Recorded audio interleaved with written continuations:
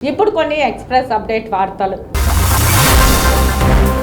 తిరుపతి గిరిపురంలో ప్రచారం నిర్వహిస్తున్న YCP BC యువతపై Chittoor నుంచి వచ్చిన జనసేన రౌడీలు దాడికి తెగబడ్డారని ఆరోపించారు. వైసీపీ అభ్యర్థి బొమ్మన అభినయ్కి మద్దతుగా గిరిపురంలో ఒంటెర సామాజిక వర్గానికి చెందిన యువకులు ప్రచారం నిర్వహిస్తున్నారు. ఈ సందర్భంగా వారికి చిత్తూరు జనసేన రౌడీలు ఎదురుపడ్డారు. తమకే ఎదురొచ్చేంత మొగాళ్ళ అంటూ విచక్షణ రహితంగా దాడి చేశారు. ఈ ఘటనపై తిరుపతి పౌర సమాజం ఆగ్రహం వ్యక్తం చేస్తోంది. ప్రశాంతంగా ఉన్న తిరుపతి నగరాన్ని చిత్తూరు రౌడీ సంస్కృతి జనసేన అభ్యర్థి ఆరణి శ్రీనివాసులు తీసుకొచ్చారని తిరుపతి పౌర సమాజం మండిపడుతోంది. గతంలో ఎప్పుడూ ఇలా ప్రచారంలో దాడులకు పాల్పడిన ఘటనలు తిరుపతిలో లేవని నగరవాసులు చెబుతున్నారు.